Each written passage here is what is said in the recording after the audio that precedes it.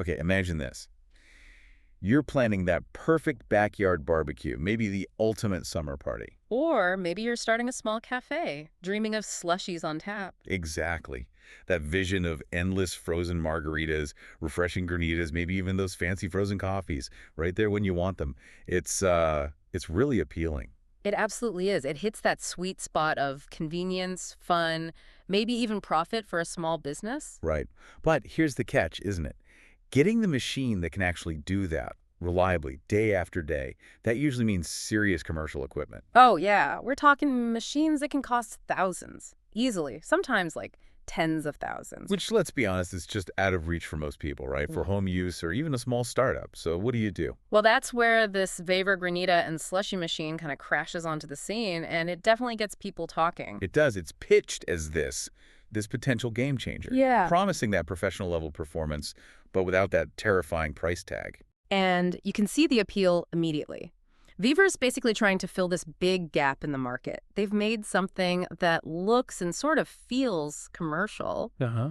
but priced it so, suddenly lots more people can actually afford it. Home entertainers, small businesses just starting out. Okay, so that brings us right to the big question for today's deep dive. Is this Vevor machine the real deal? The ultimate budget-friendly path to frozen drink heaven? Or are there hidden problems, big trade-offs hiding behind that low price? Is it, less of a dream and more of a potential countertop nightmare? Yeah, is it just too good to be true if they cut corners somewhere critical? That's what we need to unpack. Looking at the machine itself, how it's built, and crucially, what real users are actually experiencing. Exactly. So that's our mission today. We're going to look at Vevor's own pitch, dig into what people who own them are saying, the good and the bad, and try to get to the bottom of it. The goal is to give you the info you need so you can decide if this is right for your slushy plans. And hopefully help you avoid, well, ending up with a sticky mess and a lot of regret. Let's get into it. Okay. So first off, Vevor's marketing. It's pretty clever, you have to admit. They really sell the dream. They do. They call it turning sugar water into frozen gold. That's quite the image. It is. And they consistently label these machines professional grade. That term pops up again and again. Right, and professional grade usually implies something really specific in the commercial appliance world. Like what, exactly? Well, it typically means built for heavy, continuous use, think 12 hours a day, minimum.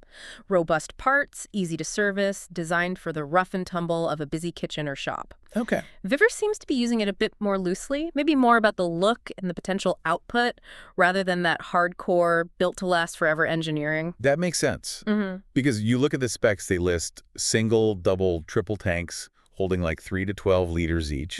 Claims about stainless steel durability, Right. rapid cooling, making everything from margaritas to frozen coffee. Read that description cold, and yeah, it sounds amazing, like a commercial beast shrunk down for your kitchen counter. But then you see the price. And that's the first major flashing red light, isn't it? From an industry perspective. How big a difference are we talking? Massive. A genuine commercial unit. You're easily looking at $3,000, $4,000, $5,000, maybe more for the big ones. Wow. Okay.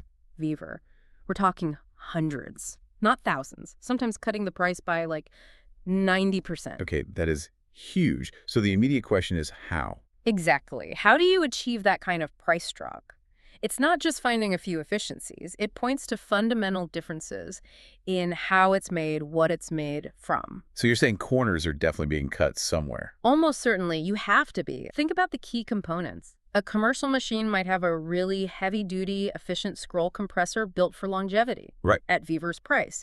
You're probably looking at a cheaper, maybe noisier rotary compressor, or even a basic piston type. Less durable, struggles more when it gets hot. And the materials too, I guess. That stainless steel durability. Probably thinner gauge steel. And the tanks, the seals, likely more basic plastics, maybe not as resilient to temperature changes or stress over time compared to the thick polycarbonate used in high-end machines. So it looks the part? Maybe. But underneath, potentially quite different. That's the strong suspicion based purely on the economics and engineering principles. The value looks great up front, but you have to wonder about the long game. Okay, so with those engineering questions hanging there, let's pivot to what people are actually saying. The user experience. Because it's not all bad news, is it? No, definitely not. And that's what makes it interesting. A lot of owners do praise these machines. The number one thing, price to value. Right. For the money, they feel they're getting a decent deal. Exactly. Especially if they're not running it 24/7 in a high-pressure commercial setting, they're maybe more forgiving of quirks. Yeah, people mention using them for parties, events, maybe a small cafe where it's not the main attraction. And they say it can actually handle a crowd, at least for a while. Uh-huh. It gets the job done seems to be a common theme for intermittent use.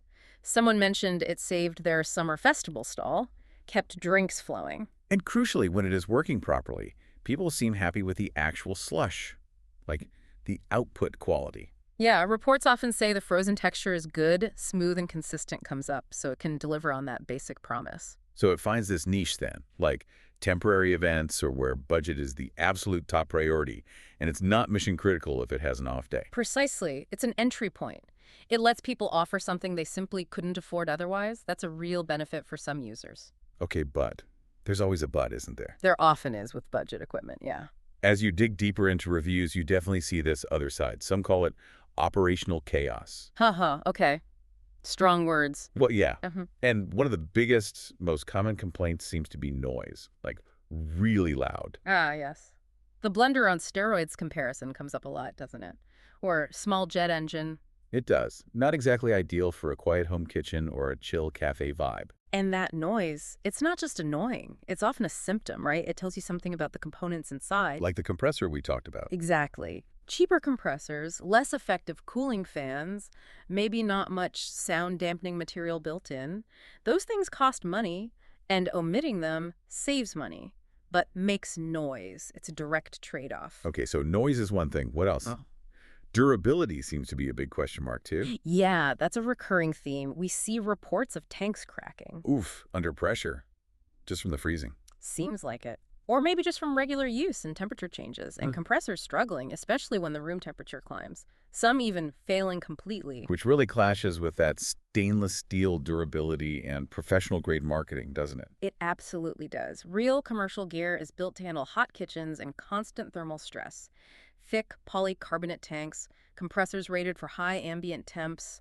These reports suggest, well, less robust materials and components. Maybe thinner plastics, like you said. Oh. More brittle. Potentially. And compressors that just aren't spec'd for continuous hard work, especially in heat. One user even called it planned obsolescence masquerading as a bargain. That's pretty harsh. Wow. Okay, and then there's the support issue. Or lack thereof. Ah, customer service. This seems to be a major pain point for many Vevor owners. The phrase emailing into the void comes up quite a bit. Machine breaks down, maybe right before a big party or during a busy shift. And you can't get a hold of anyone helpful. No clear way to get parts or service. Yeah, apparently lots of users just give up and turn to YouTube, trying to fix it themselves. DIY repairs just to keep it running. Which is not ideal, especially if you bought it thinking it had some kind of professional backing. It really changes the total cost of ownership's calculation. How so? Well, that low initial price looks great. But if you're spending your own time troubleshooting, sourcing random parts online, or if the machine is down and you're losing sales, that initial saving disappears pretty fast. Right. Downtime costs money, especially for a business. Exactly. And this lack of solid support is pretty typical for some budget manufacturers.